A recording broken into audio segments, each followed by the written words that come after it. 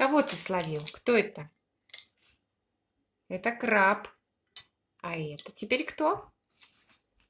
Звезда. Звездочку Костик словил. Это желтый осьминог.